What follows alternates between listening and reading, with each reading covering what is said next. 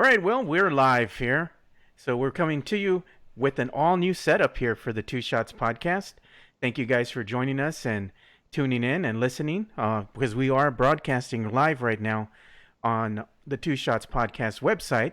We're broadcasting our live streaming audio, and I'm actually recording. I'm going to go ahead and record this so we can bring you the audio portion and put that up there on our website and everywhere else our podcast is out there. It's on all major platforms.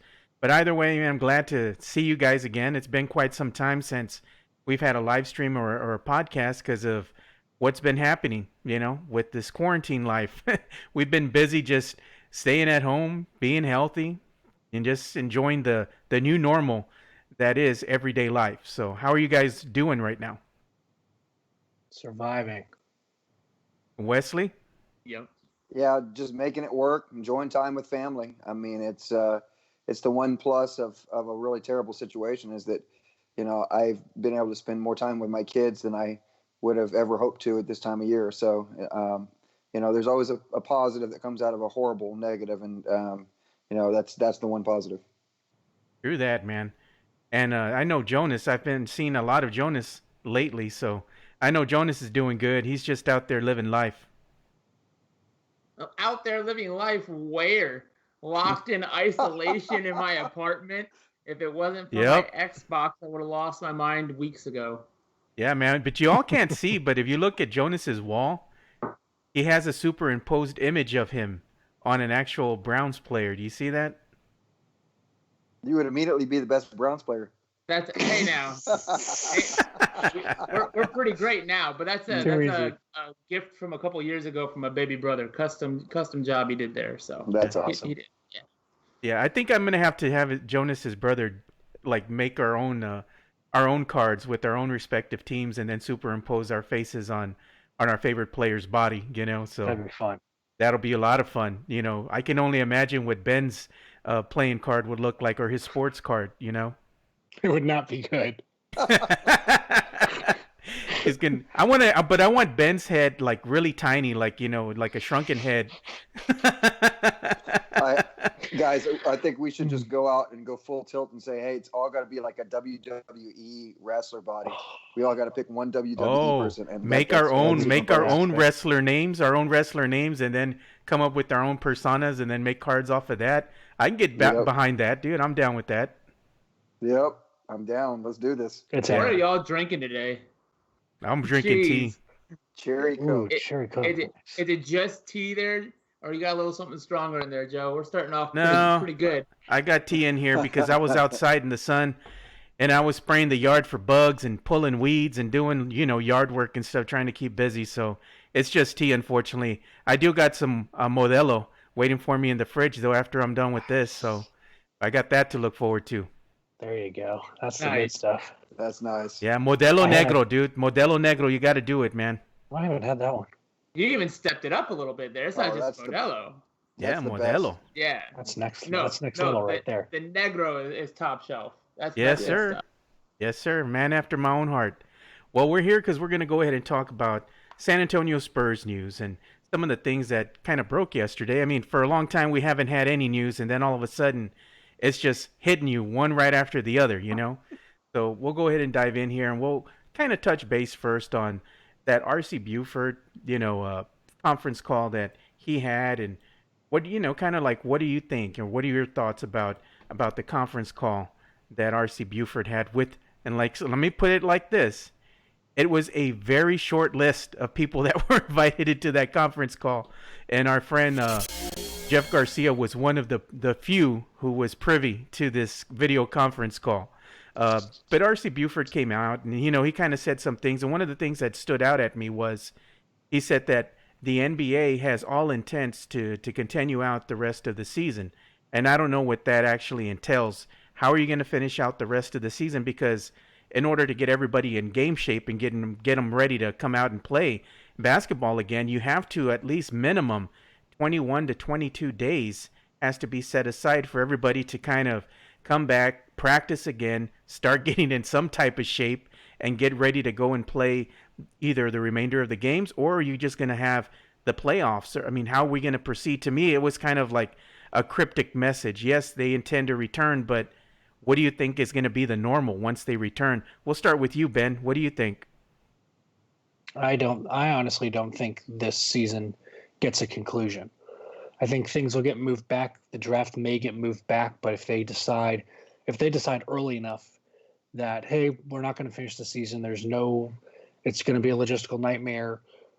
We go a season without a championship, whatever it is, so be it. And then you try and get the rest your 2020 2021 season on the right track. Everything hopefully will be trending the right way at that point, and you can get your rookies in. Maybe you don't have summer league. You probably don't have summer league unless you can really control that environment, and you kind of make it like an Orlando environment where it was, it's not open to the public. You have to be a media member. You have to be a scout to get in, and it's close. It's tight. There's not many people, but I just don't see how this season finishes. And RC Buford surely has to say, we're trying to bring the proper end to this season, but I don't think we're going to get one. Yeah, so I can understand that part. You want to have the players' safety in mind first. And to me, it just doesn't make any sense. I mean, if you're going to finish out any type of inkling of the NBA season, maybe it should just be a playoffs, and just take the top 8 team from the East and from the West and let them just have at it and crown a champion, and try to get it done as quickly as possible. But trying to come back and finish the remainder of the season, then go and just even try to play the playoffs, I mean, I don't know. My gut kind of tells me that they have the intentions of finishing the season, but at the end of the day, I'm with you, Ben. I don't really know if that'll really come to fruition. We'll have to see how things pan out with the reopening of the nation, and see how this stuff turns out. And hopefully it's for the best. I don't want to see the Rona go and spike up again, so hopefully everybody can stay safe out there. But what are your thoughts, Wesley? Well, I thought he was kind of, nondescript in some ways, which kind of tells us that I think that he really doesn't know. And, I think there's been kind of this national speculation for a little while that somehow there's a decision that's already been made. I thought RC's comments was basically telling us all that he knows about as much as we all know, that there's discussions going on, but there's nothing finite as to what and when and how anything could continue, or if it even is going to continue. He said there that, obviously there was, a bunch of different scenarios being drawn up, but it would be premature to talk about any of them. The one thing that I really got from it was, his take when he said, kind of to your point, Joe, when he said, if let's say Manu Ginobili was playing and he needed to play and they put the season together to start, in June, are you going to get Manu Ginobili out there to play like right now? Is he going to be ready? Is his body ready? And he talked a lot about how, fortunately, most of the team was in the market. They were around and they were doing a good job with strength trainers through virtual stuff and even some garage visits and stuff of that kind. But, there's no substitute. We know this for game shape and getting into game shape. And I that's my concern here is, and even for the NFL, and college football, if we're talking legitimately over the next couple of months, is just how do you get the most physical games, the games that are going to be, contact sports, so to speak, up and running when there hasn't really been time to prepare for that. And so I kind of lean towards what Ben is saying. I think that they probably will not finish the season.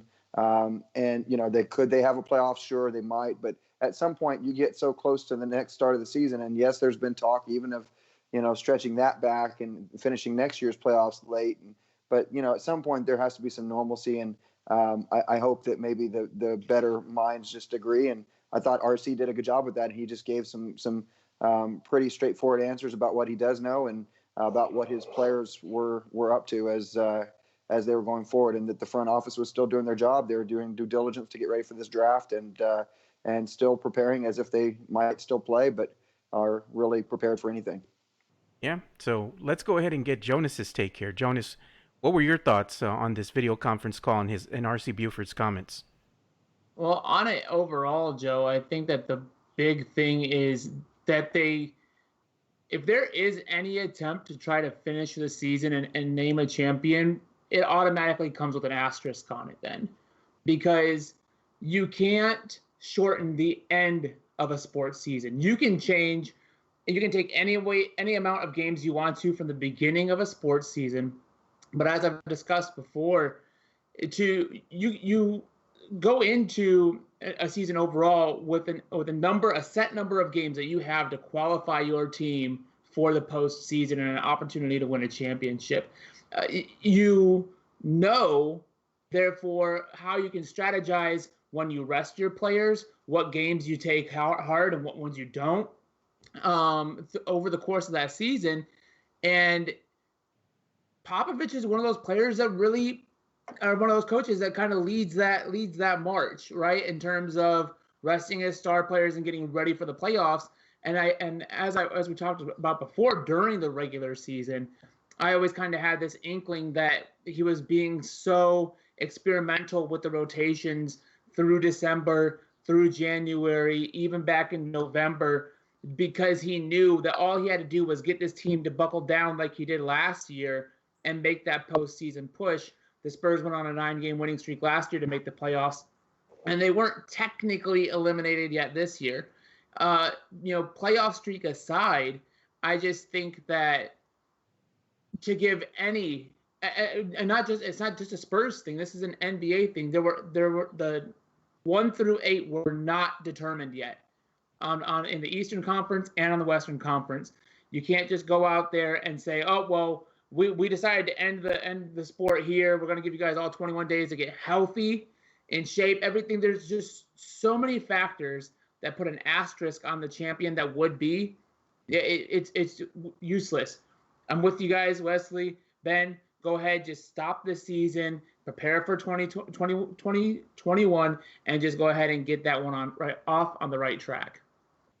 Yeah, and another thing that, kind of, I guess, a positive that we can take away from the video conference call was RC also said that they had made every effort to take care of the Spurs employees throughout the remainder of the season, which is, big of them. Of course, you can't have the game experience without the people working there, with the ushers and everybody else doing all of what they do behind the scenes to give you a great overall, experience and keep everything moving along, so it's great to hear some of that. They didn't expressly put it out there on social media maybe as much as everybody had hoped, but it was, nonetheless, it was good to hear that they have taken care of those employees, because the last thing you want to see is anybody, being furloughed and not having any type of income and these trying times that we're living in right now. So, kudos to the Spurs organization and them, keeping the people moving on, and keeping them fed and having some money in their pockets,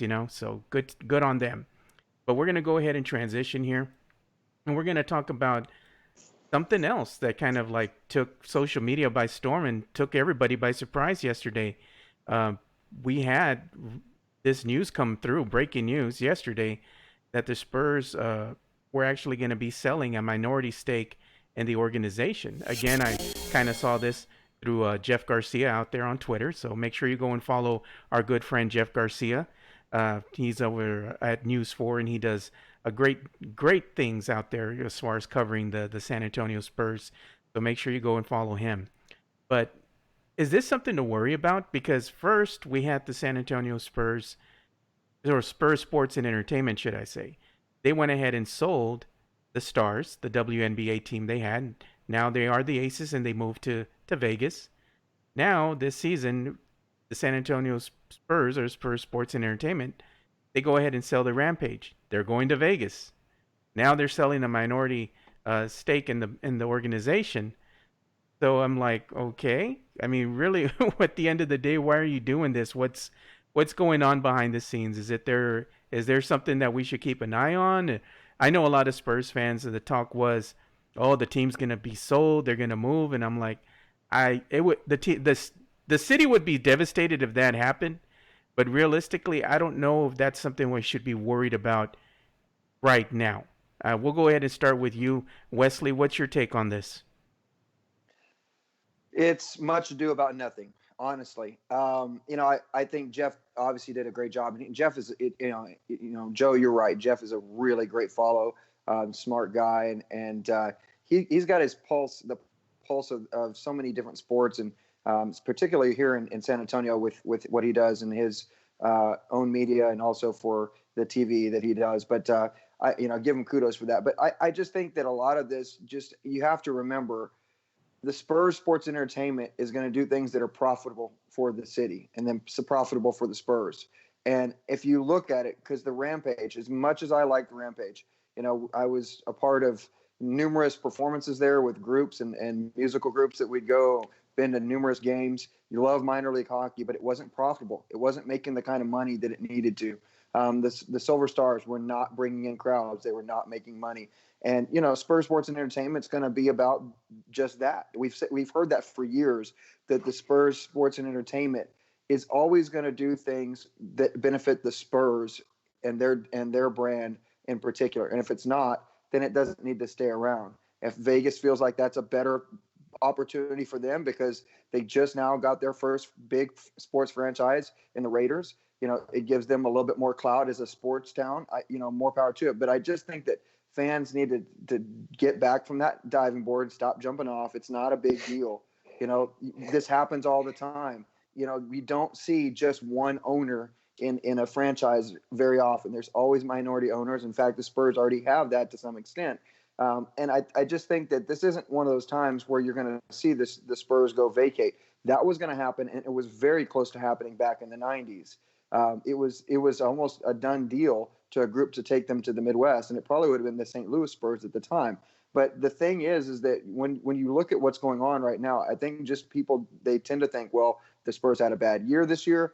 Competitively, that means, that they're, there's disjointedness in the front office, the ownership group. They're all going to be moving. We see these other pieces move on, and everybody starts to panic. And I just feel like everybody needs to pump the brakes a bit. The Holt family is San Antonio through and through. The city of San Antonio and the powers that be will never let this franchise, mark my words, they will never let this franchise go to another city. Yeah, well, we'll go ahead and get Jonas's take next. Jonas, what do you think? Much to do about nothing, or something we need to keep an eye on? I would say mostly at the moment it's much ado about nothing, but it is a sign that could lead to more down the road. Anytime you bring anytime you bring more cooks in the kitchen, right, with another agenda as to how far they want to push things, and they feel that they have their money invested into it, that they have a little bit of a say and that their voice should be heard. Depending on where that voice is coming from and what their background is and what their overall intentions are, you could be putting a rotten apple in among in a bucket of apples that honestly isn't too bad right now. But how does that influence impact it all? That's something to monitor the situation, but I don't think it's anything to be frightened of at this moment. Of course, if you look at the last handful of years for Spurs Sports and Entertainment, it does look pretty scary. And then, of course, with the Rampage leaving, you have the conversation of SAFC and how long they're going to be around. Again, another Spurs Sports and Entertainment owned product. It's just it's a situation of, like you and I were talking about the other day, Joe, just in conversation, we were talking about what this means for the city. And is it something to be really terrified of? And I just really don't think so, because you can't move this franchise. But to resum it up, it could be a bad apple joining in this bucket of apples. How that's going to impact it all, we don't know yet. Yeah, and Ben, give us your take. Is this going to be a Seattle thing all over again? No, unlike Seattle, people care about basketball in San Antonio, and they care about it before it leaves. Sorry, Seattle fans, y'all should have done a little more. No offense, but y'all should have done a little more. And also, Oklahoma City is also great for geographic reasons. But the Spurs ain't moving. Peter Holt has said that they are 100% committed to this city. They're not leaving. again, it's a minority owner, which means they don't have enough say to make anything happen now. Sure, they can sow some seeds, maybe they sow discontent, but if it's the Spurs selling off a stake of the team, I don't see them selling it to someone like that. You do get to choose who you sell it to. So I think that plays a part in it as well. And there's nothing wrong with kind of seeing it from both sides, where it's San Antonio, nothing's going to happen, but also like Jonas said, something to monitor. Just keep an eye on if things start to get weird, or if you start things that don't sound or look right, then you can kind of go back and say that might have been the moment. But for the most part, I think San Antonio's fine. Spurs aren't going anywhere. The only moves they're going to make are hopefully in free agency and the draft. Hopefully. But if they sell the San Antonio FC soccer club, then that might raise an eyebrow with me and be like, something's amiss here, But until that happens, I'm just going to be with you guys, okay, much to do about nothing. Well, just something to keep an eye on for sure, but, really not worried at the end of the day. So let me go ahead and read some of the comments that we got here.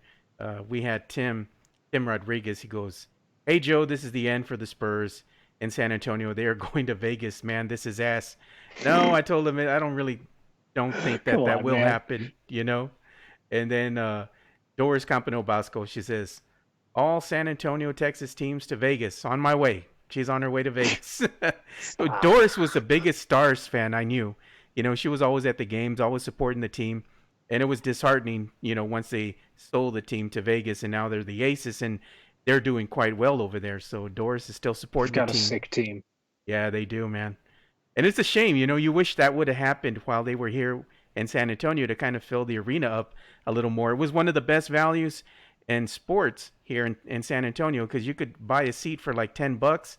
You'd be sitting in the lower bowl, and you would get, entertained. It was a great time. I took my daughter a couple of times there, and we had fun. Tim Rodriguez Is it also. not hot in San Antonio? Why would people not want to go inside and watch a basketball game? Right. You got me, doesn't man. Vegas have like a slot machine on each seat that they can play while they're watching? It's on the back of each seat. You're just doing the slot machine the entire time. You can probably make bets in the arena. Fantastic. Yeah. Well, Tim Rodriguez says, "We need to support our team. It's our fault." He says, "Nobody wants to see the Silver Stars and Rampage, and they left us because of that." He's saying that it's a lack of the fans going out and supporting the team by purchasing tickets and going in there and being able to see a game firsthand. But the problem is, and we kind of talked about this with our good friend Rudy Campos Jr., who's a host of Sweep the League. The other day, me and Jonas and Rudy, we kind of had a discussion, and we're talking about how at times it seems like the Spurs price everything a little bit too high. The tickets are priced a certain way, and it's like by you pricing them that way, you're only tailoring to a certain demographic. You kind of forget that the other side of your fan base might not have $60 or $80 to go and see a really good game in the nosebleed. I mean, I think at times they kind of overprice their tickets a little bit. They should bring it down a little bit more if they want to have people come out and support them and force, with the numbers that they're looking for to fill the seats. Because I went to a couple games this season, and I got to be honest, the arena was pretty empty, and that has to do a lot with the current record of the team and how well they were performing. So people only want to go out and spend money on tickets if the team's performing well. They don't want to go see a team lose per se. So I get it, but I think at the end of the day, there's some things that they could do to make it more attractive to bring in the other demographic, the other fans, and not just cater to one certain demographic. That's what I'm saying at the end of the day. So moving on here, let's go ahead and talk about this Spurs Coffee Gang. This was a video that was released earlier this morning on the San Antonio Spurs Twitter page, and they were showing, the Coffee Gang videos that they do with Patty Mills, Boris Diaw, with Manu Ginobili, and Thiago Splitter. Always fun to see these guys get together. It's entertaining because they're just out there having a good time. And truly, at the end of the day, these guys really are friends. They hang out and they go places, and it was fun listening to some of their little, the stories that they share with us, behind the scenes things that happen, and they still call Boris Diaw, Bobo, and they were showing the video where they were all on a hot dog, you know, kind of like the Miami Heat when they were on the banana boat, but they said Boris only had a hot dog float and it was too small, so they could only fit like two of them on there, and they were called the the Wiener Boat Boys. So I thought that was kind of comical. That was funny, but I don't know if you guys gotta check out the video, but I thought it was entertaining. It was funny. I want to see more of that interaction with these guys. I think they got something here. So we'll go ahead and start with you, Ben. I mean, what did you think?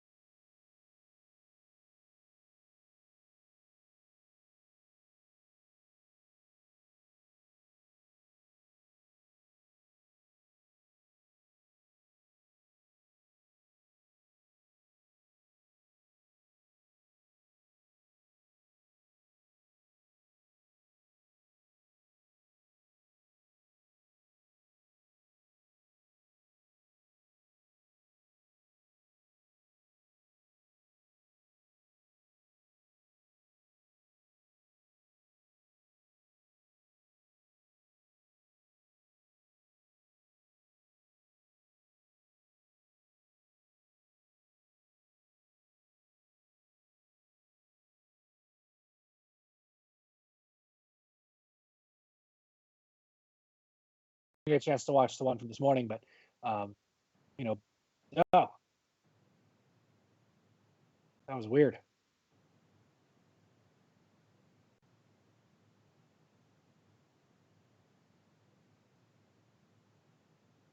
Thiago Splitter, uh, coffee gang thing, because we didn't get to hear you. Okay, so basically, I didn't get to watch the one from this morning yet. I actually watched the one from 2 weeks ago with Drew, Keldon, and Bryn. Thought it was great, hilarious, good content. When it comes down to it, Wiener Boat Boys greater than Banana Boat Boys, always and forever. 2014 rings, we ride. There you go. What about you, Wesley? I don't know if you caught it or not, but it was really funny.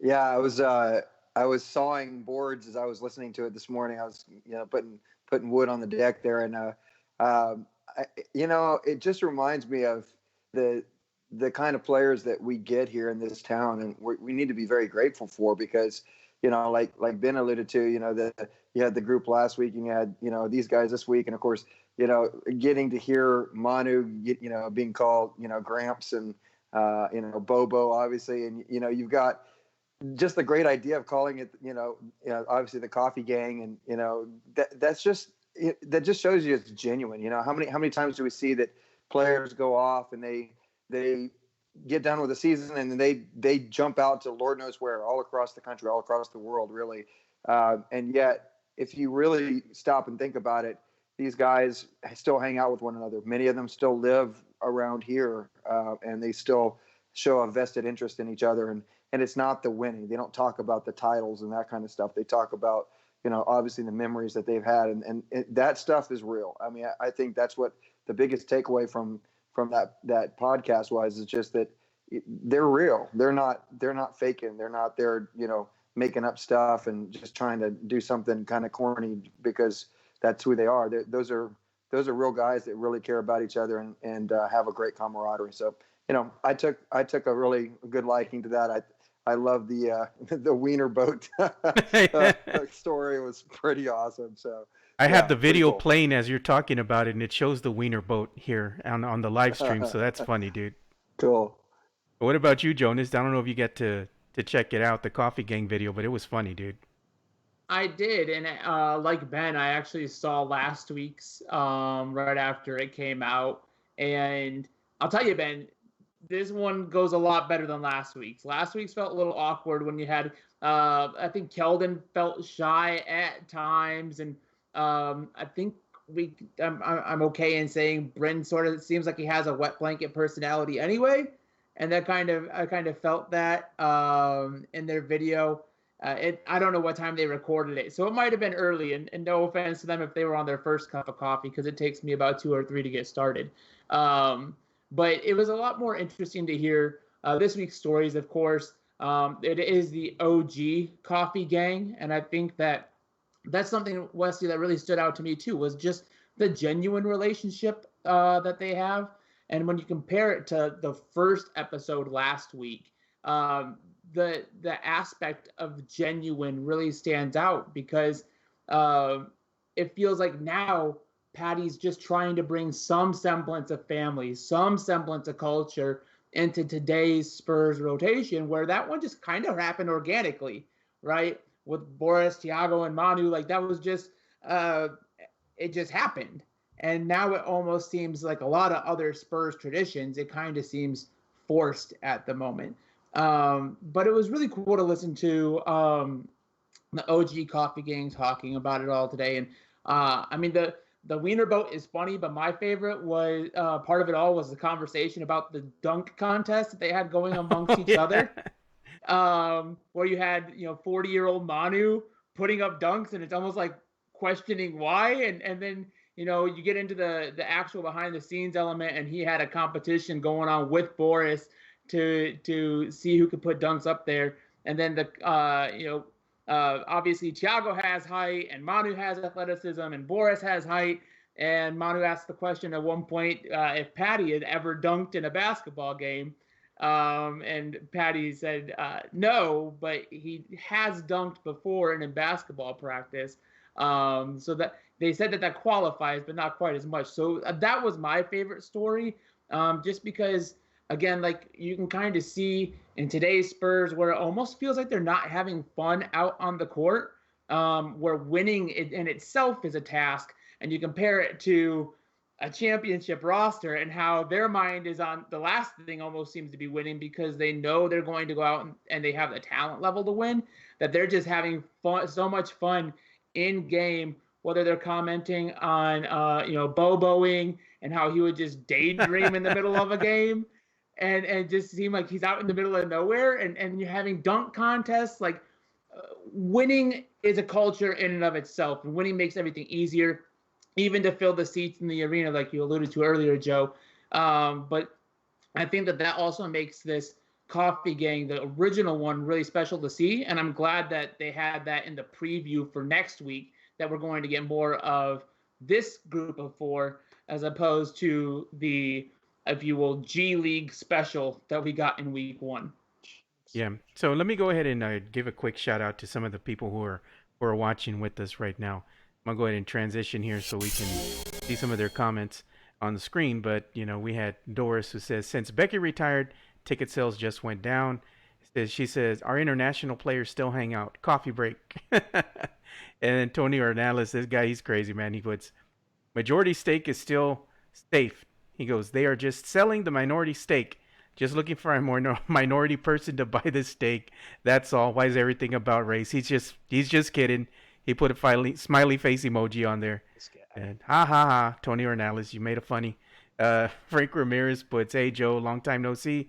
What's up, Frank? Frank's one of our biggest listeners. He's been always listening to us. I believe he's over in Cali right now. So thanks for tuning in and watching the show and listening to us. Greatly appreciate it. So now we're going to go ahead and transition to some prospect talk. So we're going to go ahead and start talking about, let's go ahead and just right off the bat get it out of the way. Let's talk about Wesley's dude over here and Ben's guy, Obi Toppin. Everybody's always talking about Obi Toppin. He's suspected right now to go number 1. At least he's going to be, if he doesn't go number 1, I mean, at least maybe top 3. He's going to be in the conversation there. But he is in the conversation right now for one of the few guys out there who is suspected to be the number 1 pick in the overall draft. So the thing is, why? Tell us why, Ben. Be happy to tell you why. He's 6'9", he's 220. He can guard multiple positions. He shoots the ball really well. He's a threat in pick and roll, threat in pick and pop. He defends well. He is your wing. He is your prototypical wing player that can produce immediately for you. He is he's on the older side. He not only spent a few years at Dayton, but he also spent an extra year in post grad high school. So when he got to college, he was actually a year older. So he has that maturity about him as well. But he's just a very good player, and it also helps that this is a very weak draft class. And I think he'll end up being top 5 because I see LaMelo Ball, Anthony Edwards, and James Wiseman as top 3 in some order. A lot of people have Anthony Edwards as the top pick. I don't know. But is I LaMelo think I've really seen that Obi good? Toppin. It remains to be seen. He's 6'7". He is a really good passer. He can shoot the ball. He's a better shooter than Lonzo, but he was also playing in the league. He got a ton of minutes. He basically got to be the guy on that team, but he still has maturity issues, and he does not care to play defense at all. So despite having, despite having the tangibles to be able to be a great player, he doesn't have the intangibles to do so, or he doesn't care to gain those intangibles, whatever you want to do. I mean, if you've watched any sort of triple B content, you know exactly what you're dealing with. And it might have gotten a little better playing in Australia, but I don't know by how much, because I think he and a business partner ended up buying the team. So he's an owner and a player on the team. And that, to me, that just wouldn't rub me right as a player, as a teammate. So I don't know what that whole deal is, but it's very weird. I would feel very uncomfortable drafting LaMelo Ball. I don't care what pick you have. Granted, at some point you're going to have to draft him somewhere in the top 10 out of pure value because you think you have major upside there. But to me, he is possibly one of the most volatile and one of the scariest draft picks in this class. One of our viewers right now is watching us on Periscope on Twitter, and he's asking about Denny. I can't even pronounce his last name. I don't even want to try. Denny Avdija. Avdija, yeah. My boy from Israel. Heck yes. Isn't he projected to be one of the top 5, right? He's all over the place. He's been mocked. And granted, I'm looking at mock drafts every week, like 3 or 4 times a week, and some of them are changing, some of them are not, because there's no workout information right now, and there's no combine scheduled, so you can't get tangible physical measurements, you can't get speed measurements, any of that stuff. You don't have that information, so it's hard to make a mock draft without all of that information, which is one reason why ESPN is surprisingly going to become one of the more reliable ones, even though I don't particularly like how they do some of their drafts. I think they like a lot of other people who make mock drafts, don't always make their mock drafts with team needs in mind. I think they just say, oh, well, he's 11 on our big board, so he's going to go 11 on our mock draft, or we're going to move him a spot or 2 up or down because it's glaring that he's not a team need for this team, but he's also not really a great fit for this team either. So, but I don't think they take into account all of those things right now, and they have a team of dudes who go out there. They're scouting guys over in Europe. They're scouting guys all over the world. And, and I know that the only reason I know they're doing it is because they're tweeting videos all the time. Oh, look at me. I'm out here in, BFE Europe scouting a guy, and I'm taking video of him practicing shots. And I've taken a minute of him in actual game time. And so like, they're the only people who get to see him live and tell us about it, whereas NBA teams, they have their scouts, but obviously those scouts aren't going to tell us what they see. They don't want to let people know what they're thinking. So it's hard to say, but Avdija is anywhere in the top 5 to top 10 range on most of the mock drafts that I've seen. Yeah, I've kind of seen him in some mock drafts go in the top 5, and then as you stated, it goes in the top 10. I mean, all over the place. There's really no telling exactly what's going to happen, because it is the NBA draft. Anything can happen. But as I look here, and it says, maybe the number 1 overall pick, we have Obi Toppin. Now he's going to be maybe the top 5, as you stated. It shows that Golden State and some of the mock drafts out there, they're going to draft Anthony Edwards. And Cleveland, with the 2nd, is going to probably get Denny Avdija. And then you have Minnesota with LaMelo Ball. And number 4, Obi Toppin, he's going to be picked by the Atlanta Hawks. And some even have, the Detroit Pistons picking James Wiseman. The New York Knicks are going to pick Tyrese Halliburton, which is we're going to talk about next. The Bulls, Isaac Okoro. The Hornets are going to pick Ankenya Anganwu. And number 9, the Washington Wizards, Killian Hayes. And 10, Cole Anthony is going to be selected by the Phoenix Suns. Hey, Joe, supposedly. let me point this out. And okay, the Spurs are very boring when it comes to drafts. We know this. It is never. We always say the same thing. We always say, man, if they want to move up, this is yada yada yada. But let me tell you what, there is a little bit of a conspiracy out there, and it's nothing more than rumor that Golden State wants to trade out of the proverbial. Nobody has that pick yet, anyway, to move back. And the reasoning being, and this was what was said, and I don't buy this 100%, but the reasoning saying that they would need somebody to plug and play right now. They don't necessarily need somebody who has a superstar mentality. They don't need that. They need somebody that's ready. And this draft doesn't have a lot of just superstars anyway. So you can get a good value, somebody who's going to be plug and play anywhere in that top 10. I don't know that you need to go that far, but if the Spurs were ever going to move up, this would be the year to do it, because I'm telling you right now, you can hear the AT&T Center chanting, OB, Oh, OB, Lord, here we go. OB. I'm telling you, listen to me. This guy, Ben said it. He can play, and he can play at any position. He can guard multiple positions. He can shoot the leather off the ball. But he's a gifted athlete who has that Spur type of mentality. He's a go-getter. He's not going to. He would bring Lob City to San Antonio because the guy can jump.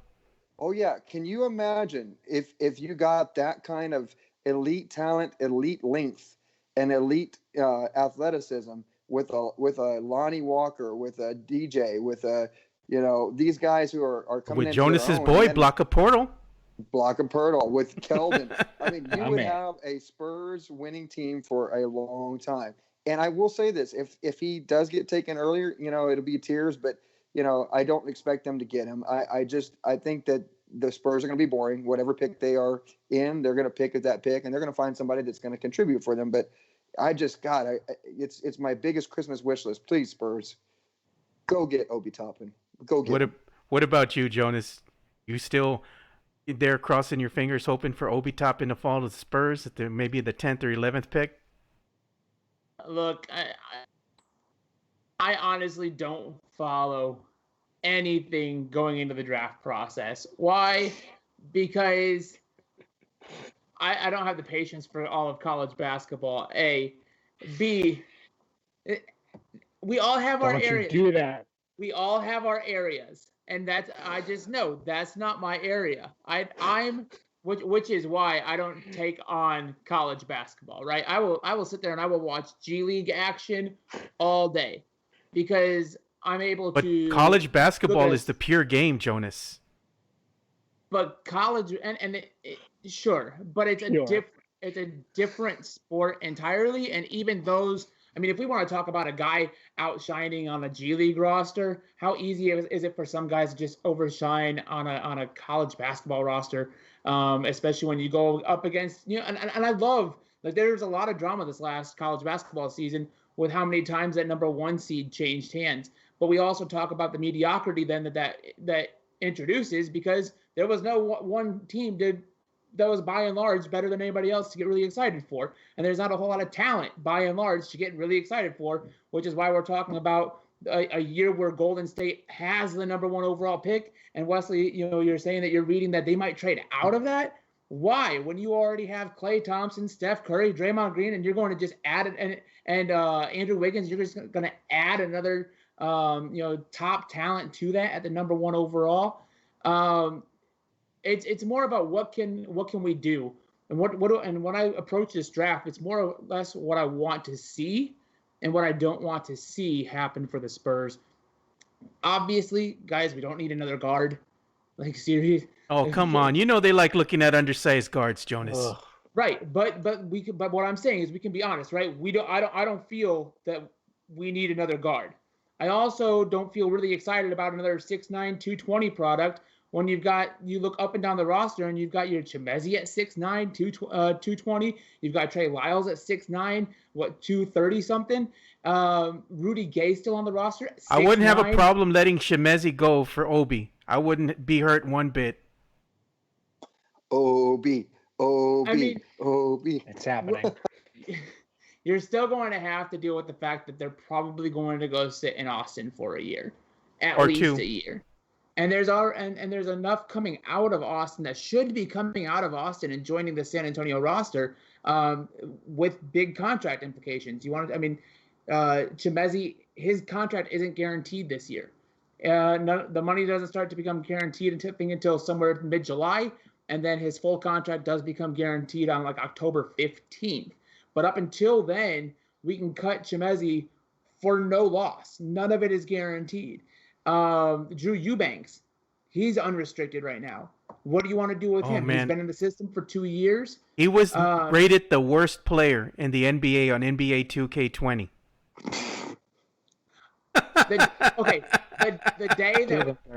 The day that 2K ratings start affecting how I build an NBA roster is the day that hell takes over the earth or whatever. It's just not going to happen. I got to throw that in there though, Jonas. Because I know that's your boy.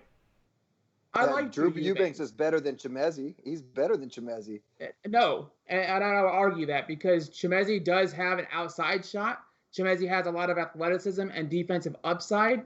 Drew Eubanks is an undersized center in the NBA at only 6'9", and he has no versatility outside of a lob shot.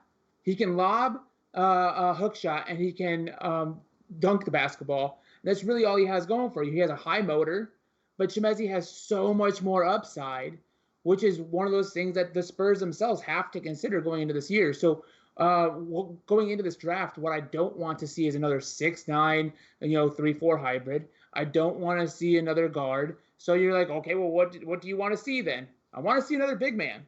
So Ben, that's when I would turn it to somebody who college basketball is their thing, and I'd say, what is the best big man I can get in this draft that is going to help space the floor? Because we've already talked.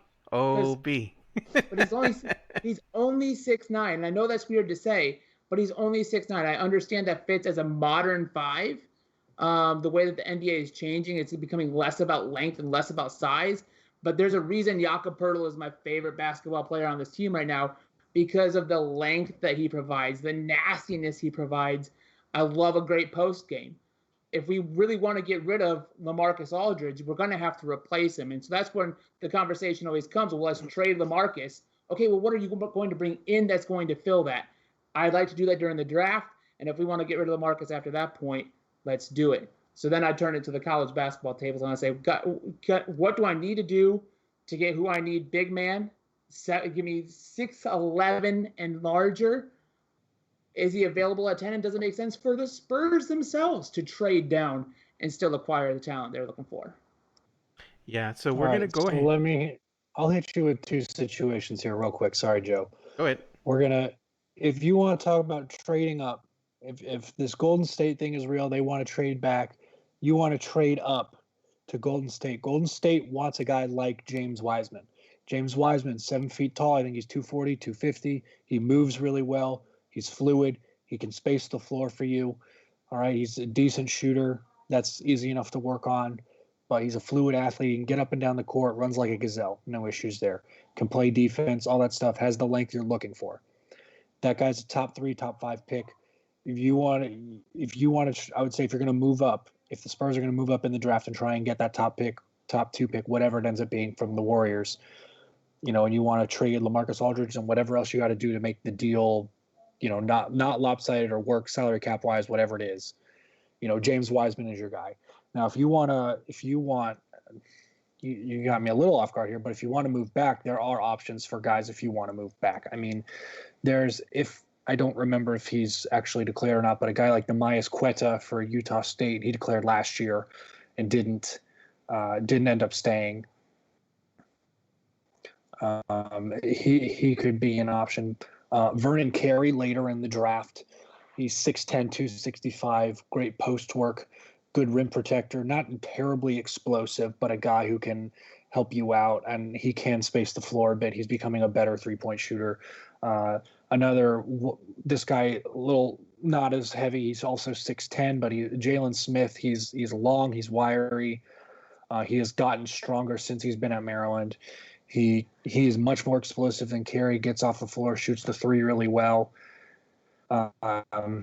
There's not a lot of terribly tall guys. If you're going to trade back, one dude I actually really like is Zeke Naji out of Arizona, 6'11", 240, another fluid athlete, has been extending his range at Arizona, would probably actually have better numbers if his guards weren't so bad this year. I mean, Nico Mannion, he had moments, but he struggled this year, and they were playing with basically their 7 or 8 core guys were guys that were first time players in that program, whether they were freshmen or some sort of transfer. So, they didn't really mesh the way people thought they would. So those are some guys to consider. There's really not many really big dudes that you want in this draft that fit your description. I mean, if you want just a large mountain of a human being who is going to clog up your middle, Udoka Azubuike can be had in the second round out of Kansas. He's 7 feet. He's like 270. And he's lost weight since he got to Kansas. So he was a big boy. Okay. But he is much more fluid now. He can move. Maybe one more guy, again, you can have in the second round, a Nick Richards, 6'11", near 250. Very comfortable shooting in the mid-range right now, as he could eventually move out to shoot the three at some point. I was going to tell you, I'm down with it. We're going to go ahead and transition here to our next draft prospect here. And he is actually, in some mock drafts, they have RJ Hampton being picked by the San Antonio Spurs at number 11. So I don't know how I feel about this one, though, Ben. I mean, you should not feel good. I'm just like, You should not feel good.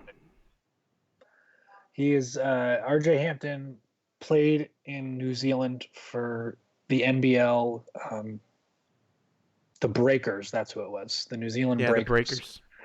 6'5", he's like 170. So he's very light right now, as far as weight goes. And he's not a great shooter yet. He has to tighten up his handles a lot. He's great in transition. He gets out in transition and he gets creative and he can do things in transition, which is awesome.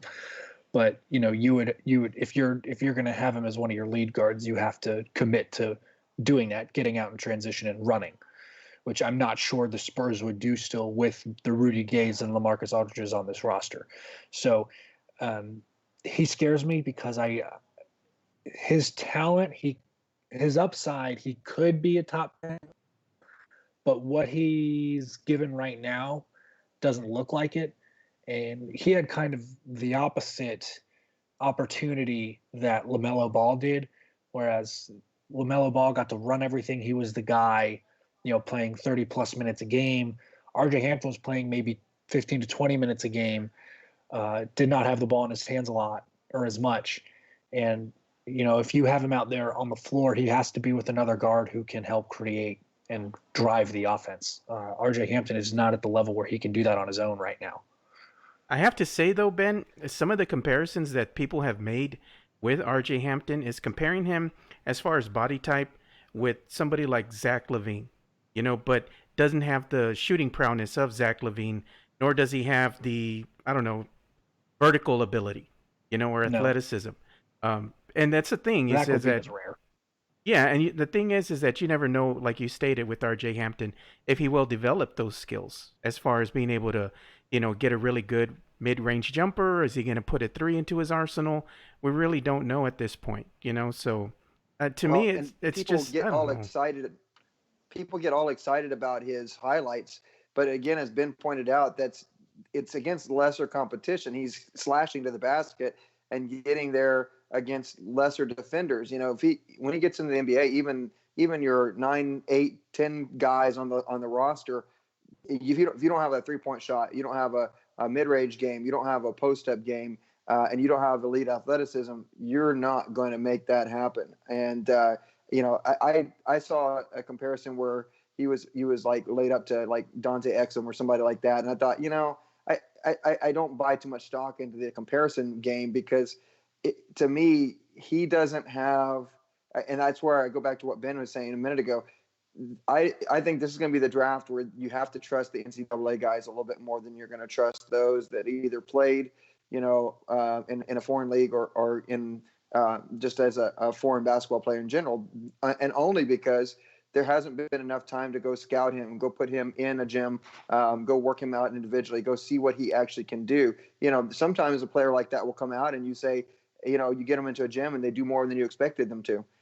And maybe they don't have flashes of things like Ben had said. He didn't get the opportunities that maybe LaMelo did as being the man. But I agree. I don't think he's the player that they need. Yeah, I think the good comparison. I think the comparison that we can make with RJ is that he can kind of look like Will Barton in the NBA. I don't know if I buy that, but I would say the other issue with RJ Hampton is that he had an injury that sidelined him in December, and he didn't play since. No, okay. So we have even less tape to work with. Yeah. If you had guys over there looking at him, they would have needed to see him early on, and they would have had to see him often early on, which I'm not sure anybody was. So again, we don't know for sure because we don't get flight plans. We're not crazy college football people who are scouting planes when coaches are trying to get signed places, right? We're not doing that for NBA scouts. That's nuts. So it's hard to say, but I do not feel good about RJ Hampton at 11. That's all I'm going to say. There's two other guys that we're going to talk about that I would feel way better about. Yeah, I'm going to go ahead and transition into that. But let's get Jonas's take. Jonas, what do you know about RJ Hampton? Do you feel comfortable with the Spurs selecting him with the number 11th pick, which they're projected to draft at? Guys, Hampton is all news to me here. So I'm taking your word for it. It just goes back to that college scouting thing. But what I say is, athleticism stuff, all of that just pops out, and that's really easy to pop out. But as Wesley alluded to earlier, we have a lot of athleticism on this roster as it is right now. We really just need consistency. And from what it sounds, AKA Bryn Forbes, I need more consistency out of your boy. Joe, we'll we'll put up hands later on. Don't get me sidetracked here. But I think that's really what we need, and RJ Hampton screams none of that. Just so why at that point? No, thank you. Yeah, so we're going to transition here. We're going to talk about another prospect. This one's going to be Devin Vassell. So we're going to go ahead and have Ben enlighten us about this University of Dayton prospect. I'm sorry, not University of Dayton. Sorry, I got the wrong video here, man. FSU. There we go. Yes. All right. Now let's see if we put it in there. Full disclaimer, I graduated from Florida, so I have been bred to hate Florida State. But I actually watched several of their games this year because of Vassell and Patrick Williams, and Vassell is great. That is a guy I really like. He's 6'8". Granted, he is on the light side as well. He's I think he's 200 pounds, 205 or something. So he would have to bulk up as well, but he has the length and he has the athleticism to be a multi-positional defender. He is a really good shooter as it stands right now. I think better shooting in catch and shoot situations than he is doing it off the dribble, but he can drive it a little bit. He was excellent for FSU, and they were poised to win the ACC tournament with the way he was playing and with the way Patrick Williams was playing, really. But Devin Vassell is a guy I really like at 11 as well. And if the Spurs have choices there, I'm going to be torn by who they pick because I like really a lot of these guys at 11.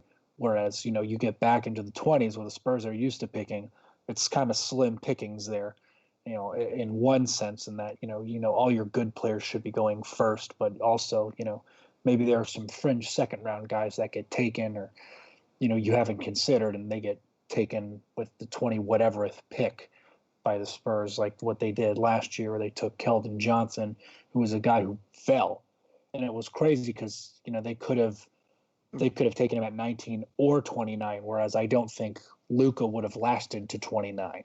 There was just too much talk about him going into that draft, not just from Spurs people, but I think nationally he was getting looked at. So I 11 Devin Vassell, I would totally be cool with that pick. I would be pretty excited about that pick. And I know it's not Jonas's first choice being a wing guy, but he does have the length you like, and he's got the athleticism, and he's a good shooter. So I don't think you lose too much there. And I do think you have to consider, Rudy Gay not coming back, and you're going to need another guy when DeMar DeRozan eventually leaves, whether that be this offseason or the next one.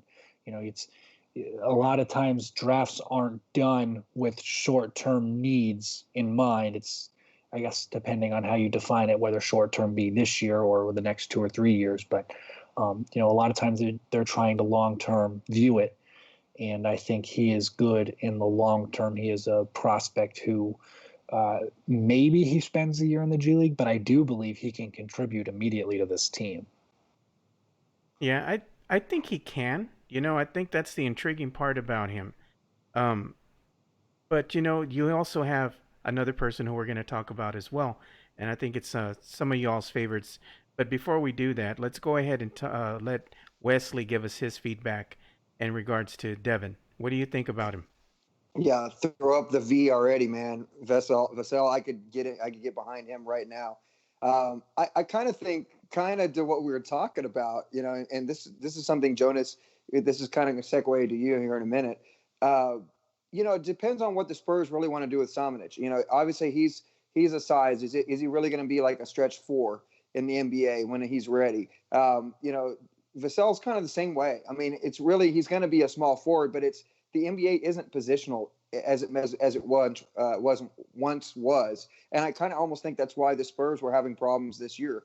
They were trying to play positions in a non-position type NBA. And so really, if you're stacking up your length, I don't know that you necessarily have to have more than that one big man down at the low post who can block a Pirtle, who can do the dirty work, or Lyles or whoever can fill that position, and Aldridge right now can fill that position. So I really feel like this guy has. I want to say he shot 42% from 3 this year, which is pretty solid, pretty salty. There's a lot of upside. He's got a good wingspan. I mean, Ben kind of gave you the intangibles. It's just one of those picks that makes a lot of sense, and it's going to be one of those picks that I think if you come out of this, you would have stole somebody in the draft. Because I'm going to be honest with y'all, the top 3 or top 4 of this draft is poison. Okay, there is like 1 or 2 that are really legitimate. But I'm telling you right now, Wiseman, I'm telling you right now, he and LaMelo and some others are going to be bust because the maturity level isn't there, because they're surrounded by people that don't have maturity levels to help them be great pros. And I think that when you come down to it, you look at a player like Vassell, he's coming from a program, he was well coached. He had good running mates there at FSU where he was able to play a good team game but still get his own.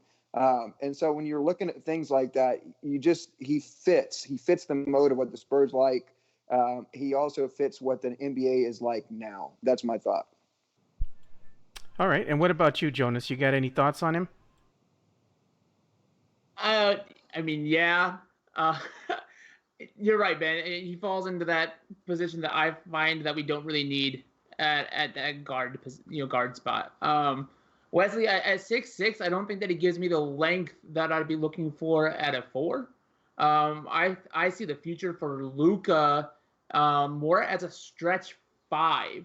Again, at 6'11", that is tall for the modern version of the NBA, which is why you can run, oftentimes a 6'9" center. Trey Lyles comes in at 6'9", and he was our starting center a lot. And our small ball lineup, Rudy Gay, 6'9", filled in. When Pop went with his 4 guard set, And we talked here with Vassell about adding another guard.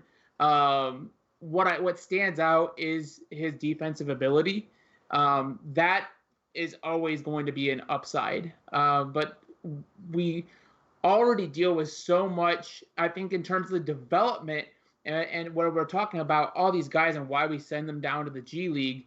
When a lot of it just happens to be there's not an opportunity for them to crack the NBA roster, to bring in another 6'6" guard who measures the same statistically as Keldon Johnson and Lonnie Walker, who could be considered steals in both of the last 2 drafts, and how that would impact their development and Vassell's development as far as whether he's going to make it to this actual Spurs or if he's going to spend a year or 2 up in Austin. I am more in the immediate now. Let's see what we can do as far as building this team for not this season necessarily, but the next 2 years. Contract situations, there's just so much to look at. Jerry Weatherspoon is another contract the Spurs have to look at picking up because he was only a 1-year, 2-way player contract. So he's already, the Spurs have to make a vote of confidence. So I would anticipate after the year he had in Austin that the Spurs are going to sign him. So then you add another 6'4" guard. The option's already been picked up on Lonnie. Jonte just got another contract. So what are we doing at that guard spot? And how many guards can we have out there? Again, I know Pop liked to run his 4-guard lineup towards the end of games, but that's not a way, in my opinion, to consistently win. Of course, we are preparing for life without DeMar DeRozan. So there goes an open spot right there, potentially at the end of the bench if you have the opportunity to promote Keldon up to a starter or Lonnie up to a starter in place of DeMar DeRozan. Of course, Keldon being a little bit longer at that 6 at that 3 spot. It's just that's what I think we have to look, and that's why I'm just any guards, even as much as they show potential defensively, I still have to say it's not a need right now. Or in the future, for the next 3 years, it's not necessarily a need. It is, as long as they get rid of Bryn Forbes and they replace him with him. Just saying. There we go. Bryn Forbes. You done did it. Bryn Forbes, he lacks defensively. So Vassell, that's our, again, automatic upside. Boom, right there. But at the NBA level, can Vassell continue to shoot productively from 3 and allow that to be his role from 3? Is to shoot from 3, because of course, what he does provide is a little bit more control and athleticism than Bryn has. Nobody likes to see Bryn drive towards the basket at all. So he's really only useful if and when he has a shot. Bryn is more of a role player. So if you have a guy like Vassell, in 2 years, you can slide Bryn all the way down to the end of the bench where Marco belongs and just bring him in, as a streak shooter. And if he gets hot, you leave him in the game because he's hot. But if he's not, you already have somebody to lean back and just say, okay, Bryn, you're done for the night. We'll go back to the other guys. Well, you don't have to wait 2 years on Bryn because he's a UFA this summer. He is, but I say that we pick it up. That's my opinion on Bryn, is that we pick it up. No, we got to let him go, bro. We got to let him go. If you let him go, it's another situation. I view Bryn and Davis Bertans very similarly. Of course, they're different positions, but they had similar roles. Davis Bertans, and not to stray too far off the draft conversation here, but Davis Bertans lacked defensively, especially down the stretch. He disappeared offensively and defensively down the stretch. He said as much as well. He said he disappeared himself. And now we come into all this last year. Everybody is so pissed off that we traded him to make room for Marcus Morris. Really? When we had the opportunity. And I understand that didn't materialize. I understand that didn't materialize, but there are so many people that even said that Davis Bertans would have been better on the roster than having Marcus Morris. And I completely disagree with that. Oh, you disagree? I think that Marcus Morris would have fit a better need than having Davis Bertans, especially when you had Bryn Forbes, he's still a 40% from 3 shooter. He can get hot. he lacks, like Davis, he lacks defensively, and that's where I think Marcus has that advantage. So now we're at a position where if you let Bryn Forbes go and you decide not to pay him, he has a lot of modern NBA potential. Again, you don't play defense, but you can drain it from three. And we're just going to watch him. Is he going to be a starter on another team if we let him go? Unlike Davis Bertans, no, I don't think he's going to be a starter on another team. Davis fit a role really well, but he is different than Bryn for the fact of his position. Davis, they're going to be a starter in the G League. Davis is a 4, where Bryn is a 2. And so to have a 4 that can hit from 3 like that is a lot different than just having another 2 that can hit a 3-pointer. So there's a lot more Bryns in the NBA than there are Davises. Agreed. And so that's why he wouldn't start. But I think that we would have the same outside looking in like we do with Davis and like we did for a hot second with Kyle Anderson and Joseph and everybody, where you're like, oh, and even the Danny Greens, where you're like, oh, we had him at one point. Why did we ever let him go? Hey, Rudy said something funny. Rudy said something about your boy Bryn right now. Rudy, shout out to him. He's watching us on Facebook. He goes, Jonas very upset. He says, Bryn Forbes' nickname needs to be John Cena because we can't ever see him. You can't see him except for when he's hitting 7 3-pointers in a row and a half. Oh, my. And then the next game proceeds to miss all 5 of his shots. I get that. But he's a streak shooter who, like I said, fits a role. You put him all the way at the end of the bench. You bring him out, you give him a shot, and then if he doesn't get hot, you just send him back to the end of the bench. We can't have any Bryn Forbes slander here with Jonas on the live stream. Do it on Twitter. We'll take it to Twitter. But yes, we'll take this online to Twitter. Yes. 2 things real quick. Devin Vassell is closer to 6'7", 6'8". I don't know if that changes your mind on anything, Jonas, for what it's worth. He would play more of a typical 3 spot. I just wanted to throw that out there. The other thing with Bryn Forbes is there's no option on his contract. He is straight up UFA this year. So, Spurs, I mean, I guess they technically can match a contract, whatever, but I also don't think the Spurs have the money to persuade him to come back either, whether you want him back or not. That's regardless of how you feel about him. I actually don't think the Spurs have the money because another team will pay him. They're going to want his services. Somebody is going to overpay for him, and he's not going to be able to pass that money up. I think personally, this isn't Bryn Forbes slander. I want to make that clear. This is not Bryn Forbes slander. Yeah, I got you. This is, I think that's just the reality of how the free agency is going to go, especially with no big name free agents out there available right now. Yeah, so let's go ahead and get back on track and let's talk about our last prospect here, and that will be Tyrese Halliburton. I know that you all have been wanting to talk about him, so we're going to go ahead and bring in his footage here. So Ben, I know that you kind of like this guy, and let us know why. He's kind of your prototypical combo guard kind of guy. And, if you look at the roster, this is kind of dependent on how the G League guys get moved around, if they get moved up. Because if the G League guys come up, then, Tyrese Halliburton becomes very redundant.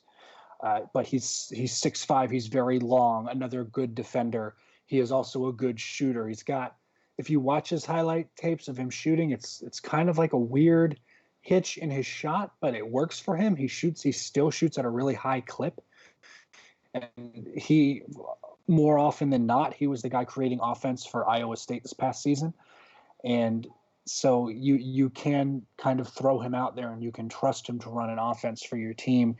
So I think if you want a guy who is long, he's got a good float game, and he's got that kind of in between game where, he's not necessarily strong enough to really get to the rim, but he can kind of stop and pop his shot right before he gets there or right as he gets into the paint, and he's fairly consistent there, and he's good with both hands around the rim.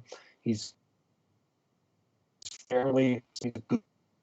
So I think, again, this is him. I'm high on him depending on how the guard situation plays out with the Spurs this year. Because if they end up, for whatever reason, if they end up not trusting Lonnie, or they don't think Keldon's ready, or whatever it is, and there's roster spots available because Bryn is gone and because maybe DeMar is gone, then I think you have to consider him, and that's one reason I like him. He would be a bit of an insurance policy.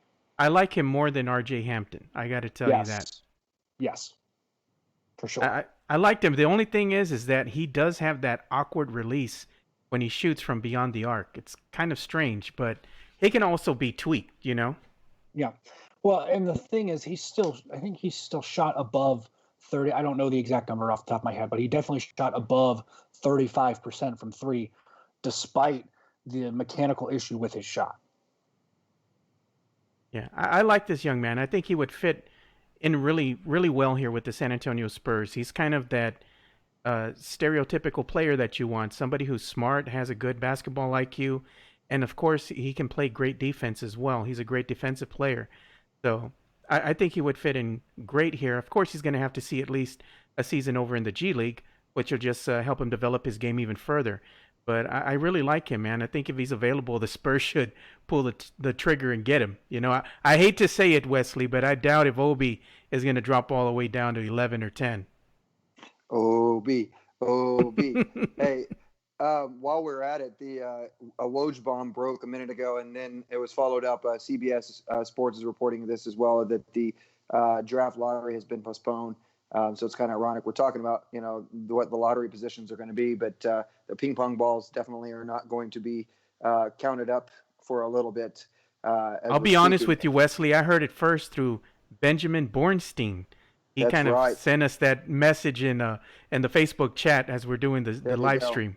So breaking news. It was Jeff. It was Ben who actually broke the news to us. It was a Ben bomb. I love it. Ben bomb. There you go. I like that. Hey, I'm gonna be the center here about Tyrese Halliburton.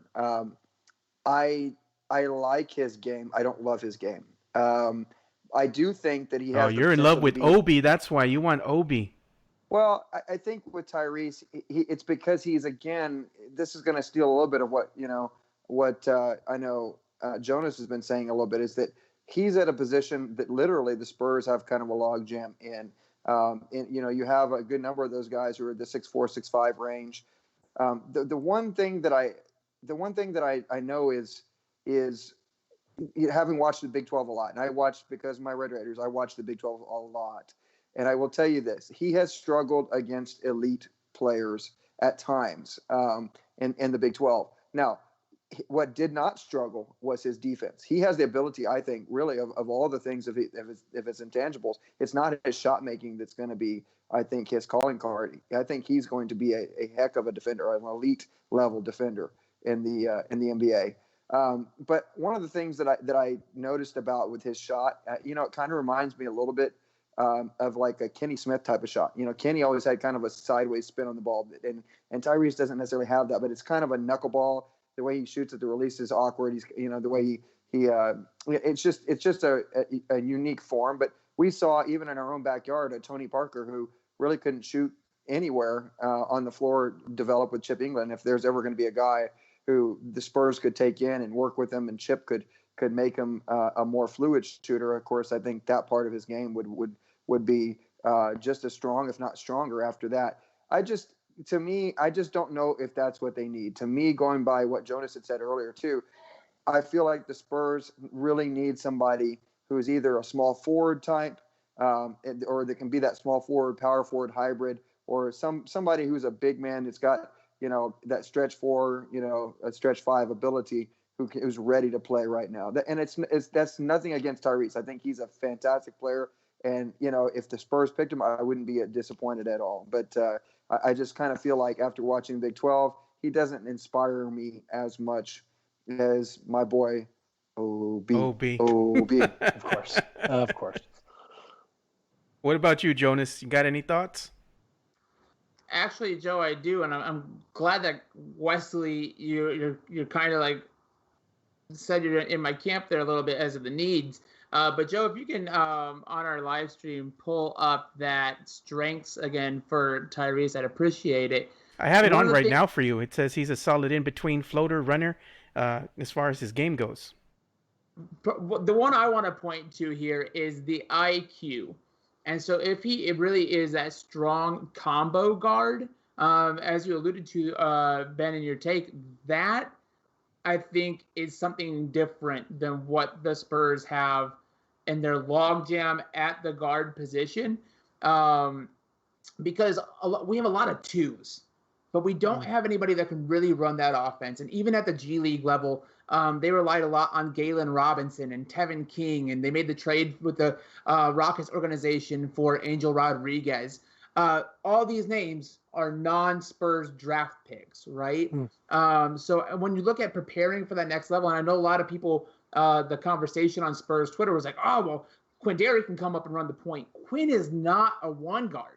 They're not even using him at the one in the G League. They've been running him at the two. So he's not even learning how to run the offense there. So if the basketball IQ is there, the defensive ability is there, then I think that's somebody you might take at that true combo. That allows you, because that looks to me more like a Derek White, right? Because we have Derek White and DeJounte at the next level. But and the whole question as to why can't we have them both on the court at the same time is because what do you do in that second unit? Who's going to run the offense? That's why you need to have Derek coming off the bench. So if you have another combo guard that can truly do that and run the offense, has a great IQ, can pass and distribute the ball, then that fits a need that I think the Spurs really have. And yes, even if he has to sit in the G League for a year to develop and become consistently familiar with that kind of offense and that kind of play style, that would be phenomenal, because then you really open up the flexibility for the San Antonio Spurs within 2 years to really play with their guards and put a better defensive front out there, whether it's the first unit, the second unit, and then at the end of game, if DeJounte finds himself into foul trouble, or if Derek isn't getting hot, you have a third true combo guard that can run that offense. Phenomenal. Yeah, so what we're going to wind up doing here is we're going to start bringing the show to a close, because we've been on here for quite some time, as all of us had a lot to say, especially listening to Ben. He's a master when it comes to prospects. He has a whole bag of them.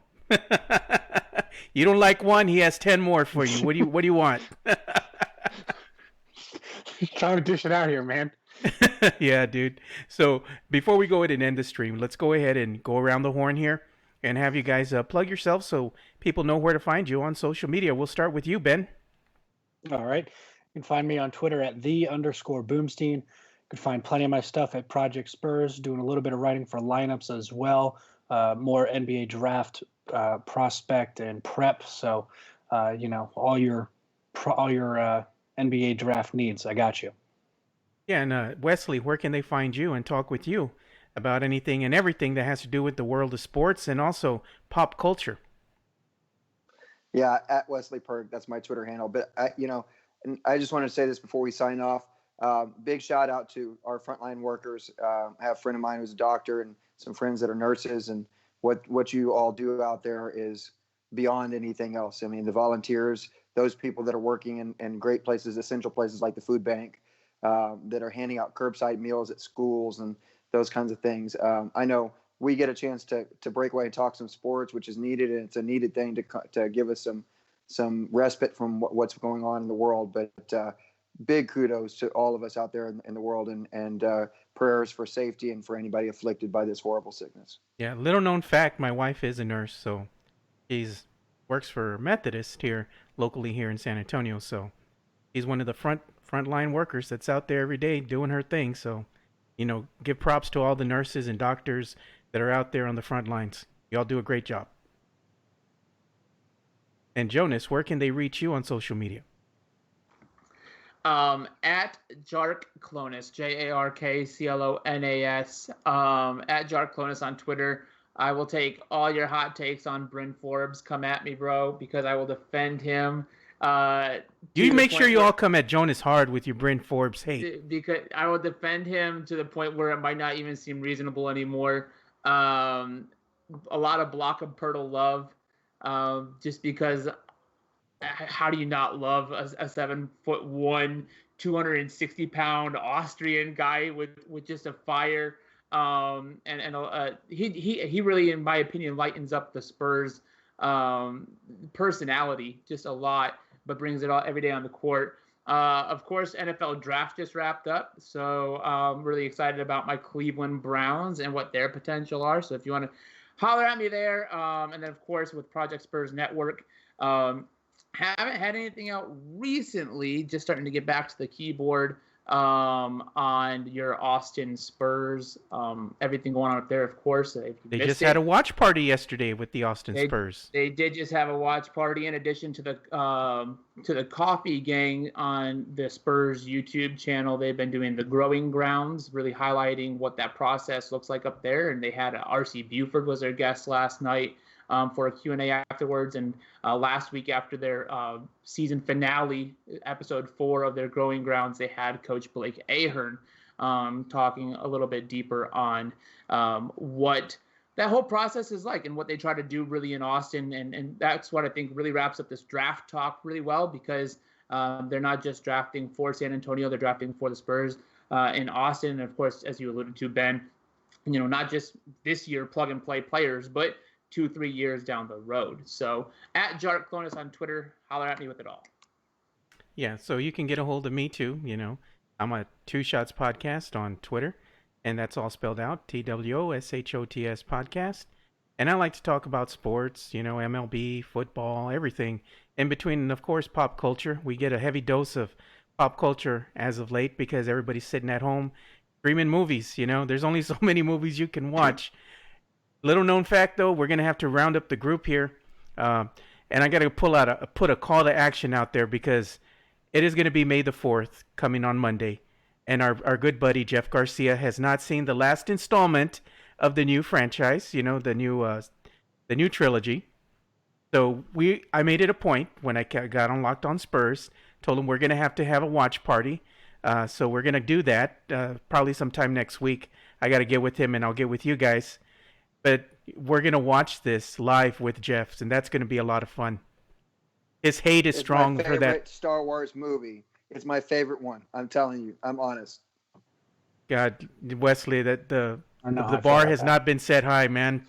Hey, I just like Jonas with Bryn Forbes. I didn't listen to any of the hate. I judged it as a standalone movie. I liked the movie. Hey, you lost me at hear the hate. So many plot holes. You lost me with horses in space, bro. That's all I got to say. That's Joe. That's not even the beginning of issues, but I would actually watch that just to hear Jeff's commentary on the movie. Exactly.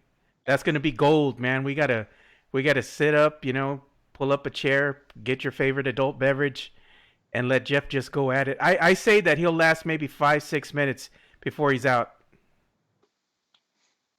So that'll be fun. I'll take the over. Yeah, the over. You can take the over or the under, Ben. I take the over, but not. I can tell you the exact point where he's going to be out. He's going to be out when Rey shoots lightning bolts out of her hands. That's where he's going to be out. Well, that's definitely over. Right? Jonas hasn't seen it. You're giving away spoilers, bro. You're giving away spoilers, man. What's up? Wesley's over here ruining it for you, man. Talk about that totally didn't happen at all in the movie. No. That was. It was an Ewok that had the lightning coming out of his hands. That's what it was. Y'all are killing me. It was an Ewok. An Ewok is the new Sith, the Sith Lord, That would be a show that I would watch. I could get behind that. Mm-hmm. But we digress here. So we're going to go ahead and end the show on that note. So make sure you go ahead and follow us on social media. Everybody here as well, Ben and Wesley and Jonas. And also make sure you go and follow our good friend, Jeff Garcia. And also make sure you go and follow our other good friend here, Rudy Campos Jr. He's putting out some good stuff, and he's going to be covering the NBA draft coming up here, even though it's been postponed, but it's going to happen eventually.